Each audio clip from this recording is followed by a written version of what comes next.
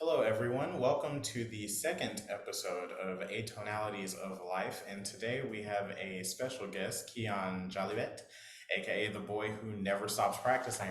Go ahead and tell the world a little bit about yourself.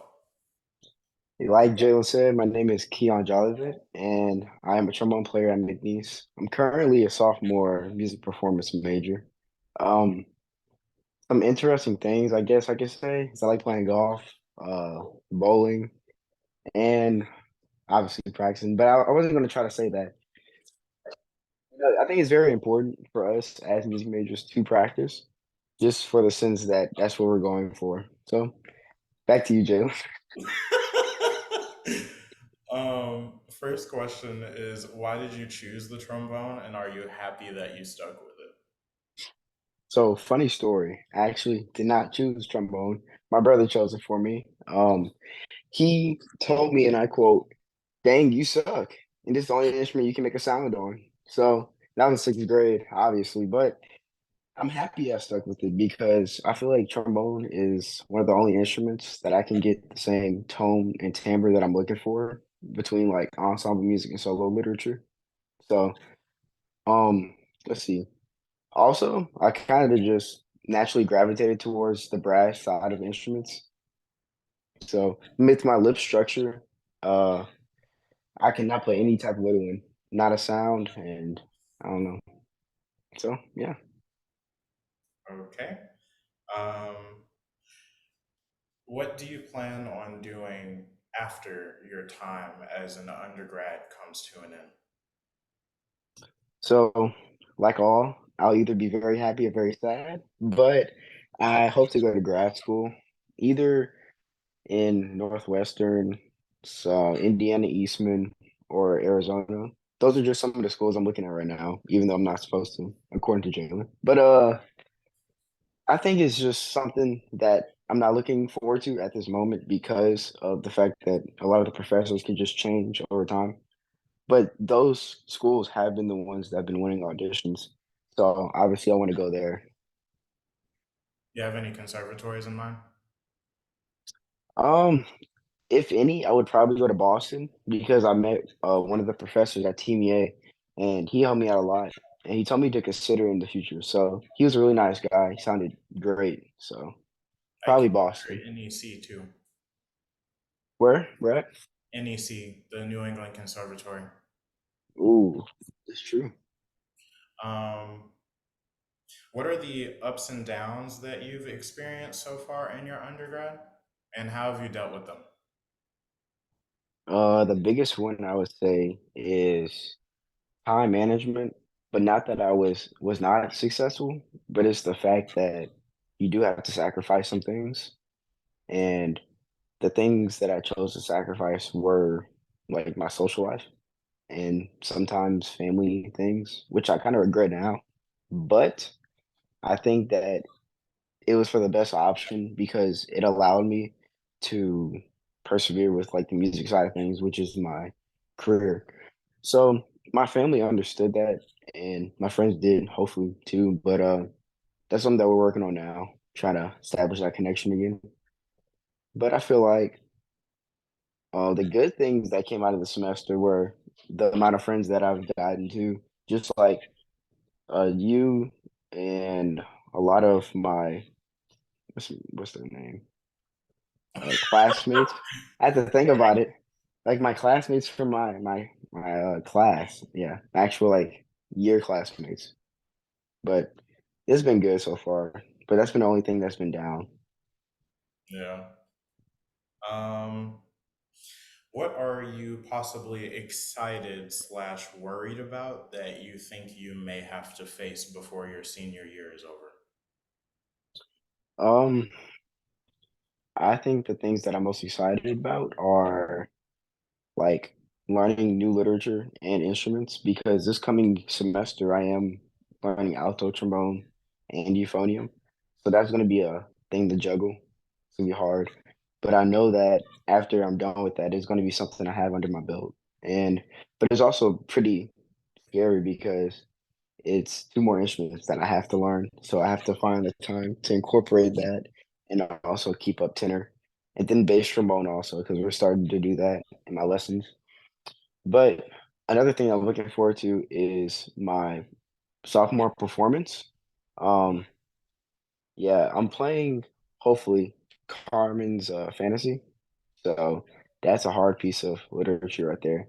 And they do have an optional alto trombone slot for it. Like you could play tenor trombone or alto. So I'm hoping to play alto if I have it under my belt. But it's about 18 minutes. So that's going to be something.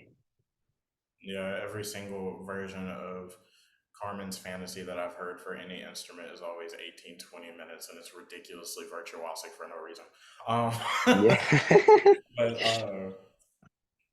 I was actually going to ask you next. Speaking of things that you may be worried about for the future, have you ever experienced any type of toxicity in a musical environment? And then on top of that, how do you think you should deal with it? So, for example, there have been moments where outside of school, I've done some gigs and performances with orchestras, and they have had some people either in the section um, or as the conductor themselves that are just they lack uh, any type of essence of being nice or being cordial or anything whatsoever. And sometimes they can take out their frustrations on you. Um, Mhm. how do you think you should deal with it? Um, I feel like you should always look at the positives that come out of the situation. And I know it's easier said than done. However, if if they have frustrations coming out on you, I feel like you should also just see where they're coming from and then just try to keep it cordial, like you said. I wouldn't try to raise any concerns with anybody or anything. I wouldn't try to like cause any backlash also because you don't want to taint your reputation over something like that. But I feel like in the situation that you said, the conductor, I feel like you should just keep going for what you initially went there for, which is the music. So just keep your eye on the music. Um, let's see, in like any musical sense, for example, college, any type of band, ensemble, and they're in my section, like you said, I would just try to like for example, we have sectionals.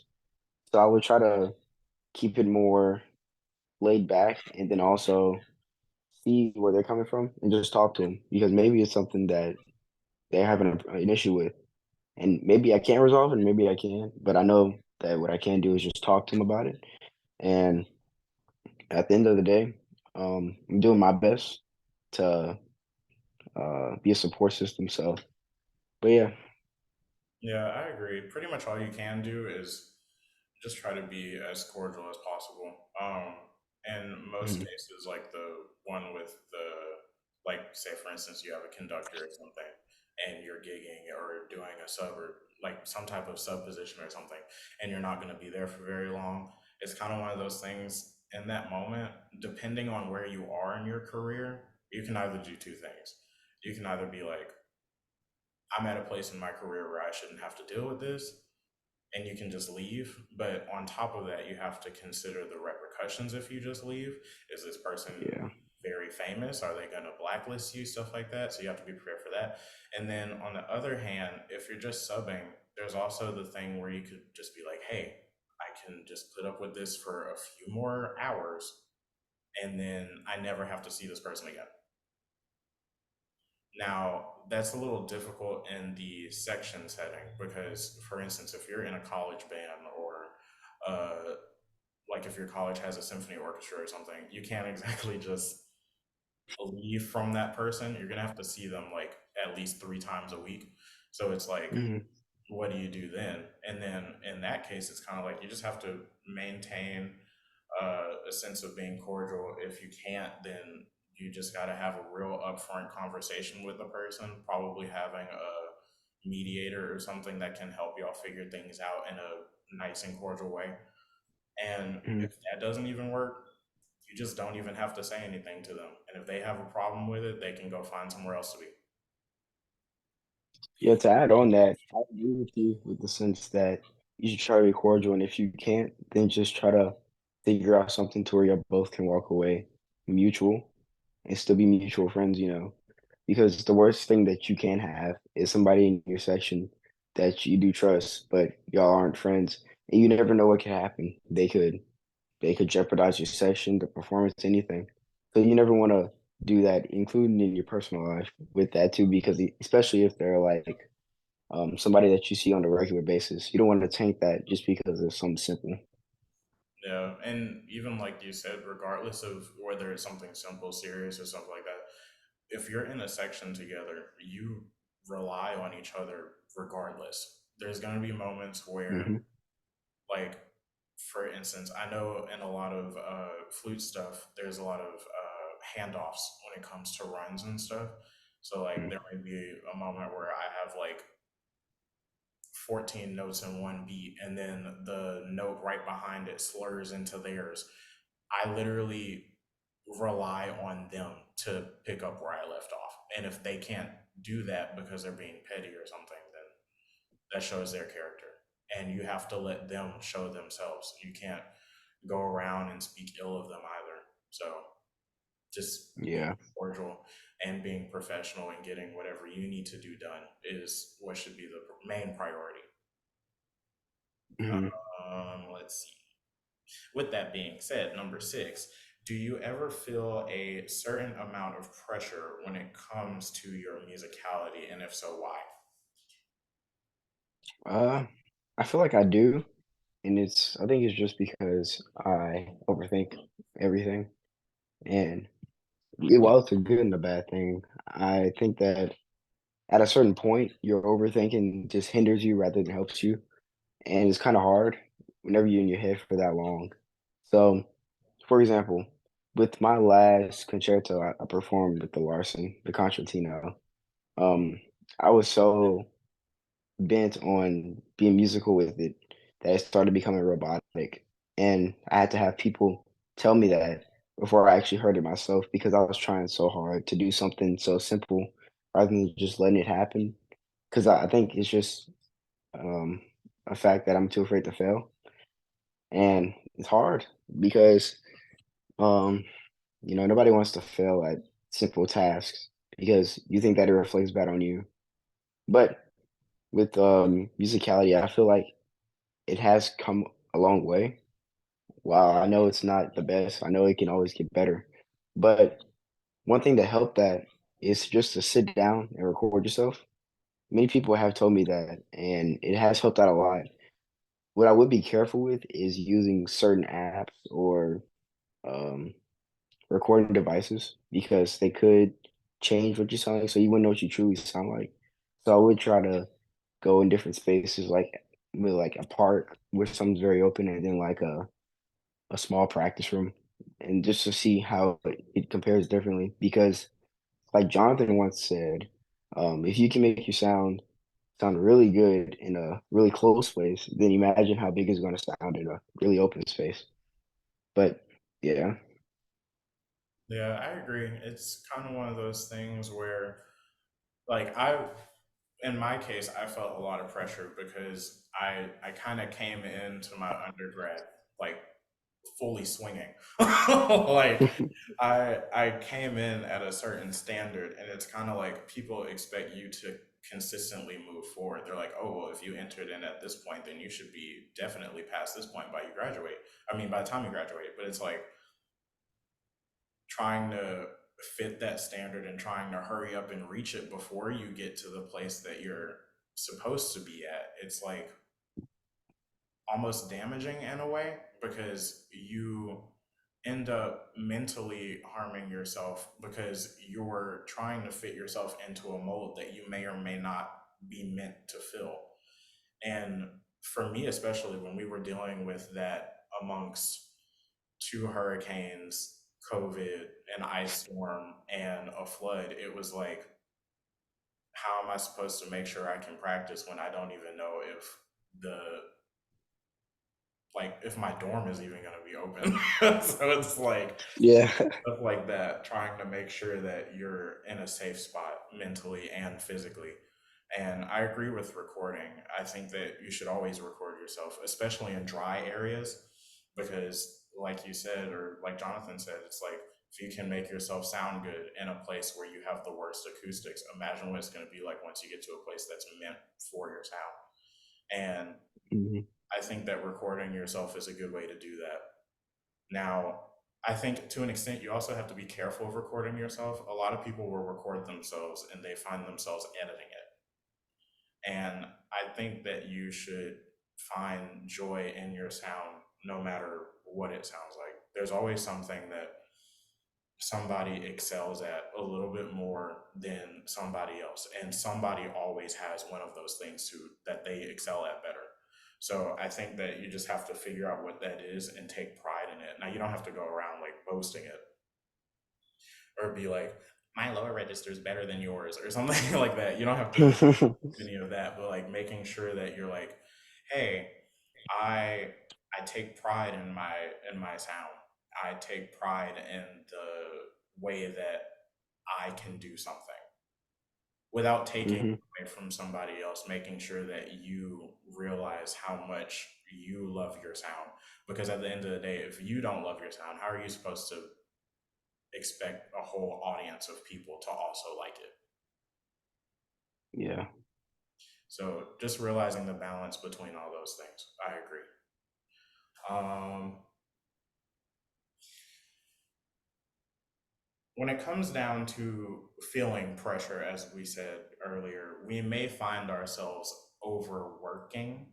And whenever we do that, we can find ourselves in a area where we've burnt out, which is easy to do Mhm. as musicians.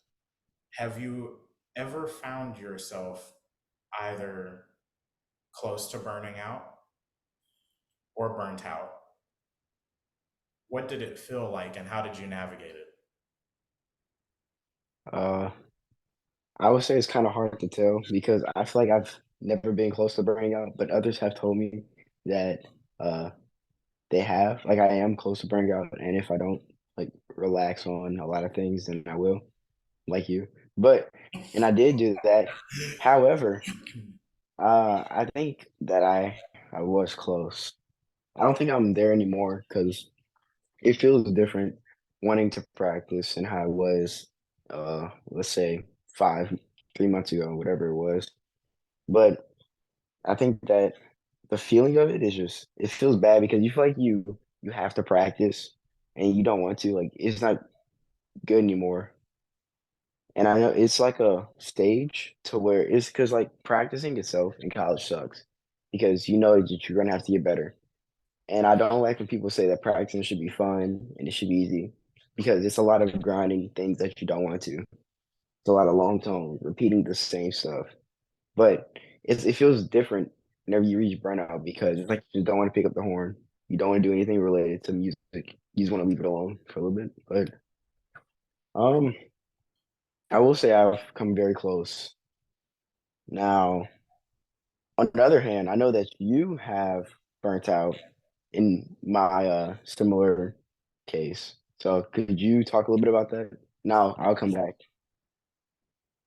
So, in my personal experience, I was very close to the same situation you were in, except mine kind of went a little further, and it was very much unchecked because right when I realized that I was burning out is right when the outbreak started.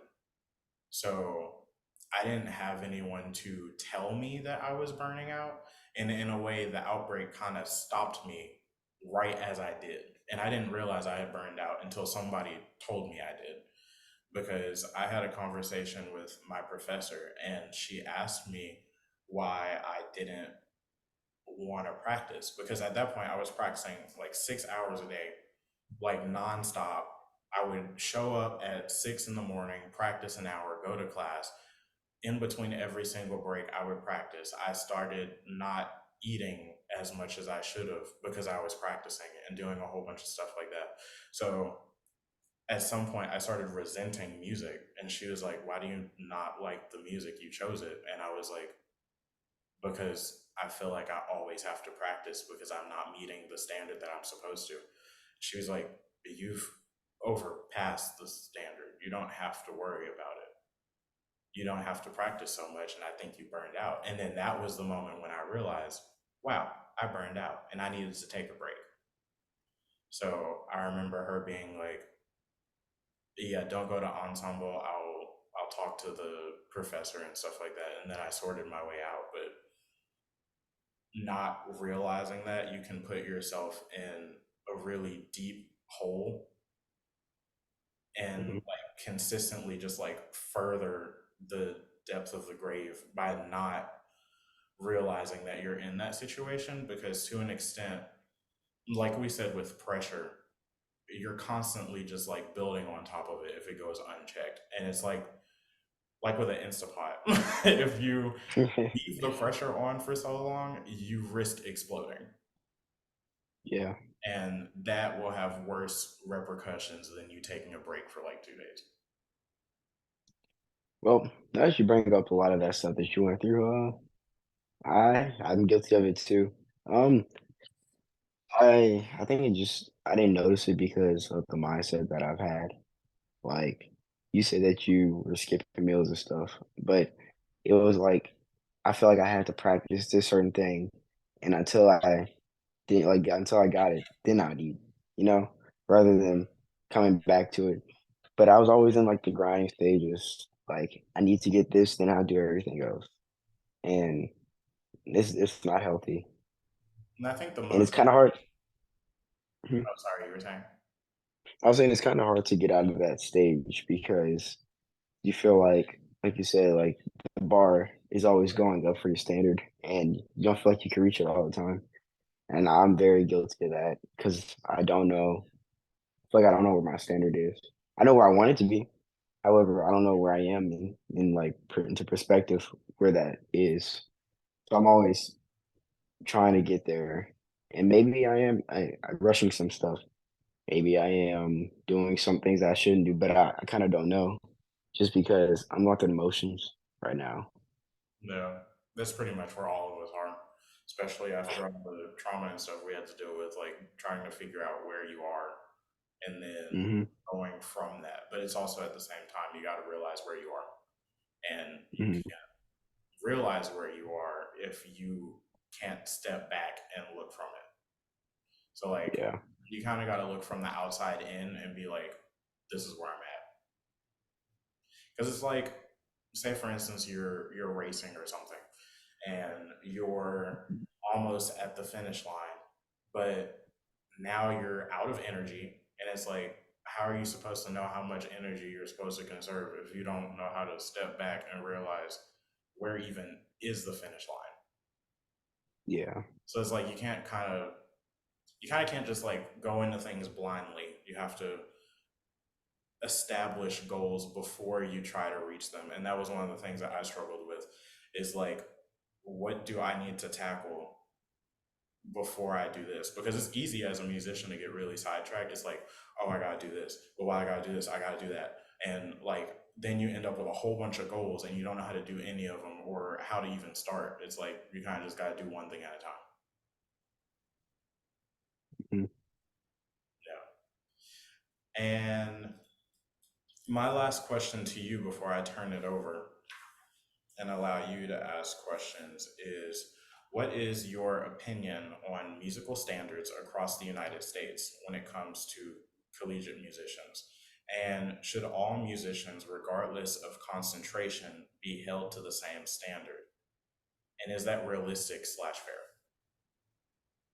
All right, to answer your first question, across the colleges in the US, I feel like in their perspective degrees, they should have a unified standard and they should be at the same standard.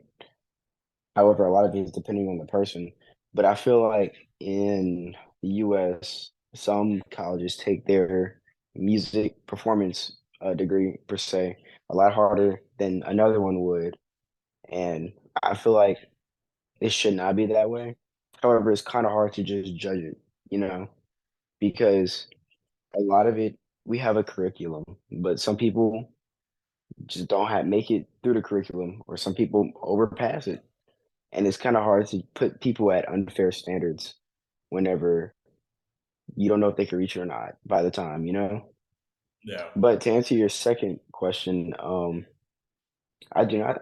It's like a yes and a no question because ideally you feel like they should, but in reality they're not because a music education major has different goals than a music performance major. Like me as a music performance major, I want to be at a position to where I have a position is at the symphony and at a college and gig around town, right? However, a music educator might want to just be a band director. And if they want to have that standard, that's fine. But I feel like we should all have some standard at a minimal level rather than a maximum level because at the minimal level, you know that it's passable, serviceable per se. Yeah. And um, I think yeah, that answers the question. And then um, the last part was that I don't think it's fair.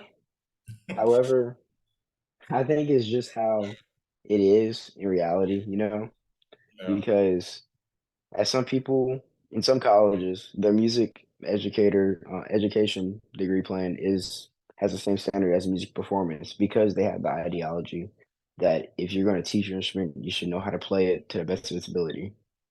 However, when you look at it through the degree plan, they have education classes, they have observations, and they also have tests that they got to do.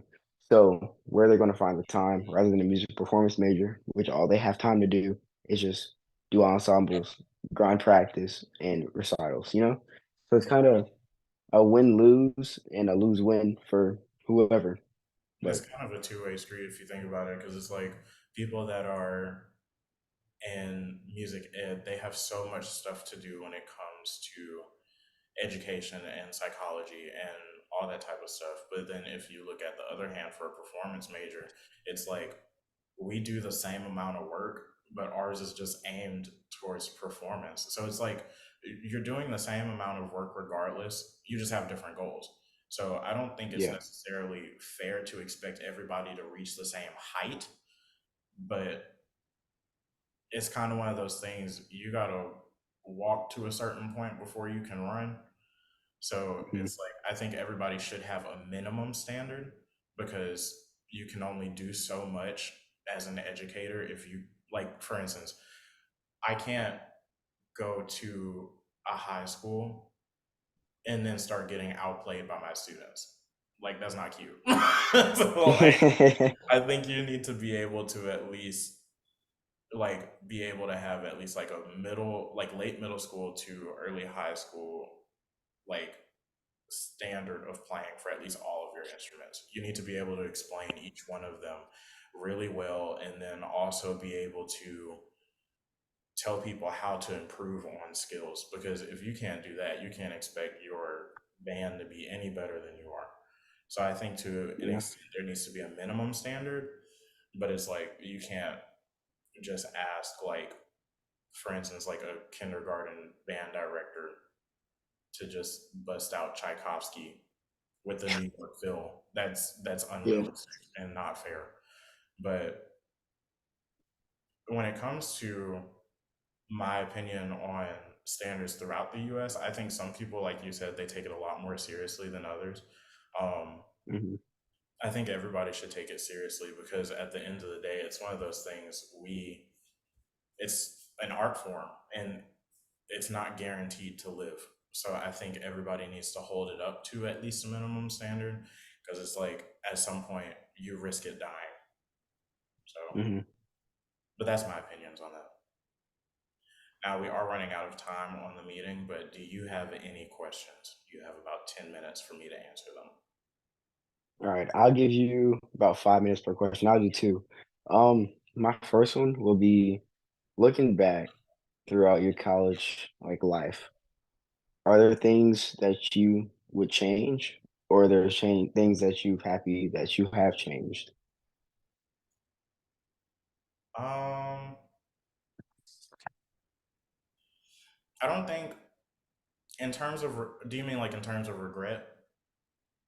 Yes, but not too far down that path. Okay. Like, I don't think I regret anything in my undergrad because it's like I learned a lot and I am a different person now because of it. And Hmm. I would say I like the person I am now. So it's like without the stuff that I went through, I wouldn't be who I am. So I think in that term, or in regards to that, I would say I don't regret anything.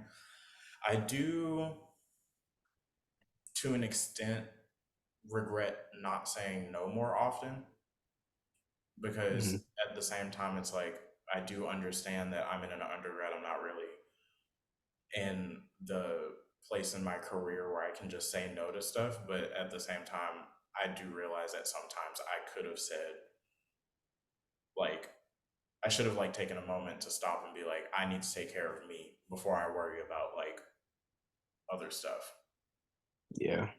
So like, for instance, you can't worry about everyone in your section if you can't worry about yourself first.